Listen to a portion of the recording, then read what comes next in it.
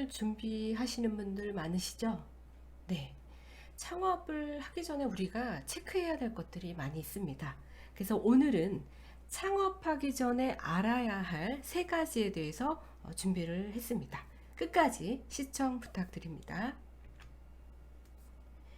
안녕하세요. 즐거운 마케팅 TV의 빛나는 마케팅 비법을 알려드리고 있습니다. 자, 오늘이 이제 두 번째 촬영인데요. 제가 지난번에 촬영을 할 때 시간이 굉장히 많이 걸리더라고요. 그래서 오늘은 조금 가볍게 천천히 가볍게 시작을 하도록 준비를 했습니다. 네. 그래서 우리가 일단 하는 것이 완벽함보다 좋다라는 말이 있죠. 그래서 모든 것이 처음엔 다 어렵잖아요. 그렇죠? 그래서 준비하면서 제가 이제 여러 유튜브를 보다 보니까 대부분 좀 가볍게 시작해라 이런 이야기를 많이 하더라고요. 그래서 유명한 그 유튜브 신사임당도 한 7번 정도 망하고 성공한 게 지금 채널이라고 하죠. 그래서 역시 모든 게 빨리 실패할수록 성공에 가까운 지름길이라는 거를 이제 사람들이 많이 이야기를 합니다. 그래서 지금이라도 좀 하는 게 좋겠다라는 생각으로 이 채널을 시작을 했습니다. 자, 그래서 제가 첫날 말씀 못 드렸는데요. 제가 이제 디자인 쪽 관련된 것도 이야기를 좀 할 거고요. 또 책에 대해서 또 리뷰를 좀 할 건데요. 아무래도 이제 책은 마케팅 관련된 책이 메인이고요. 그리고 또 아이디어, 아무래도 이제 소상공인들이거나 아니면은 그 대표님들, 1인 기업들이 제 채널을 많이 들어주실 것 같아서 창업 관련된 거라 아니면 경제 관련된 것들 이야기를 좀 말씀을 드리려고 합니다. 네, 그래서 계속 2회니까 이제 앞으로도 알차게 준비를 하고 있으니까 끝까지 구독 부탁드리겠습니다. 자, 오늘은 그 창업하기 전에 알아야 할 세 가지에 대해서 알아보도록 하겠습니다. 자, 창업하기 전에 알아야 될 것들이 많이 있는데요.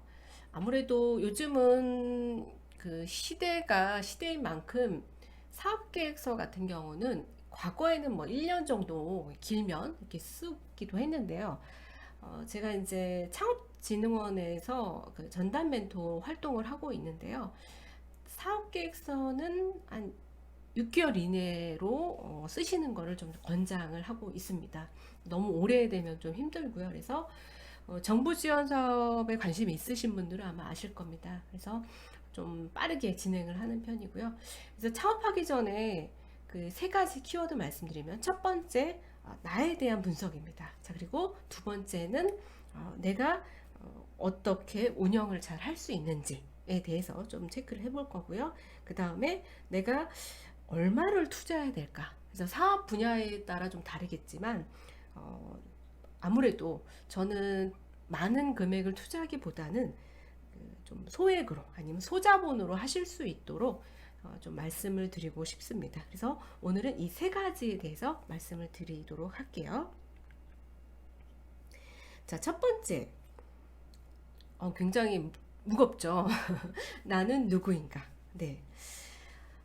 우리가 진로를 정할 때도 그렇고 사업을 할 때도 그렇고 직장을 할 때도 마찬가지예요. 그래서 나부터 분석하는 게 가장 첫 번째인 것 같습니다. 그래서 내 능력치가 어떤지, 내 성향이 어떤지, 나는 이 일을 잘 적응을 할 것인지도 굉장히 중요하거든요. 그래서 1인 기업 분들 제 상담을 하다 보면은 멘탈 관리가 굉장히 힘들다고 하십니다. 네.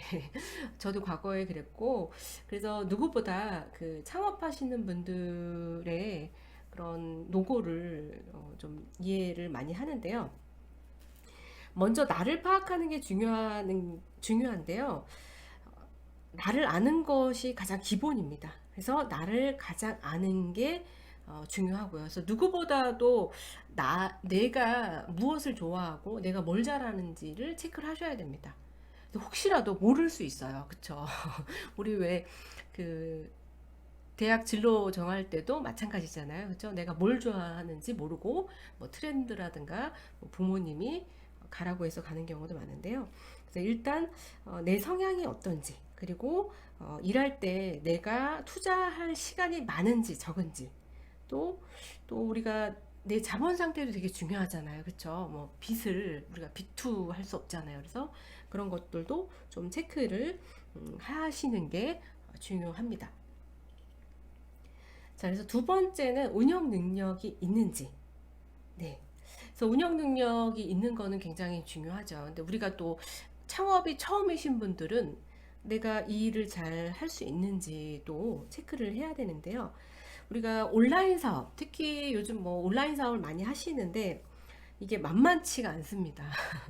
특히 이제 어떤 분은 댓글, 뭐 리뷰라든가 뭐 CS 때문에 스트레스를 많이 받으셔가지고 이제 그만두신 분도 계세요. 네. 그래서 우리가 사업을 하실 경우에는 뭐 CS, 뭐 센스, 마케팅, 운영 능력 이런 것들이 다 중요한데 이거는 이제 창업하시는 대표자의 운영 그 스타일에 따라서 많이 갭이 클 것 같아요. 그래서 특히 서비스 마인드도 좀 잘 챙겨야 될 거라고 저는 생각을 합니다. 그래서 제가 말씀드리고 싶은 게 뭐 대부분 굉장히 어렵게 창업을 하시지만 본인의 타고난 성격을 또 무시할 수는 없어요. 그래서 저도 이렇게 사람들하고 많이 이렇게 잘 지내는 성격이 아닌데요. 특히 또 예민한 성격 분들이 좀 계십니다. 예, 그래서 저도 이제 상담을 하다 보면은 과거에 작년이었습니다. 이제 관공서랑 진행을 했었는데 어떤 대표님이 스스로 저한테 굉장히 너무 예민하다 이런 말씀을 하셨는데요. 예민한 게 나쁜 것 아니잖아요. 예민하신 분들도 굉장히 장점이 많으신데 그 예민한 거를 좀 일적으로 좀 풀어내시고 뭐 예를 들어서 내가 CS를 하거나 이런 부분이 좀 부족하면은 뭐 타인의 어떤 협업을 하거나 다른 분한테 해도 좋으실 것 같아요. 그래서 특히 이제 예민하신 분들은 멘탈 관리를 좀 주기적으로 하셔야 됩니다. 네, 그래서 일이 되게 중요한데 일 부수적인 것들이 좀 힘들게 할 때가 많거든요. 그래서 저도 마찬가지로 좀 많이 힘들었었거든요. 그래서 이런 그 예민함이 좀 긍정적인 에너지로 쓰이셨으면 좋겠습니다. 그래서 어떤 이 의지가 있는지도 굉장히 중요해요. 내가 성격은 이렇지만 사업을 하다 보면 성격이 좀 많이 바뀌기도 한 것 같아요. 좀 거칠어지기도 하고요. 또 상대방에 따라서 조금 달라지기도 합니다. 그래서 내가 이 일을 할 때 운영 능력이 얼마나 있는지 내 성격에 잘 맞는지도 좀 체크해 보시는 거 중요합니다. 자, 마지막 세 번째는요. 얼마를 투자할까? 네. 우리가 이제 특히 지식 콘텐츠 저 같은 경우는 그 강의를 하고 있고 멘토링을 하고 있습니다. 네. 그리고 뭐 책을 써서 인세를 또 소소하게 받고 있는데요. 어떤 분이 그러더라고요. 500만 원 이상을 투자하면은 투자다. 이런 말씀을 하십니다. 그래서 저는 업종에 따라 다를 겁니다. 이거는. 근데 될 수 있는 한 좀 소자본으로 하시는 걸 좀 추천을 드리고 싶어요. 네.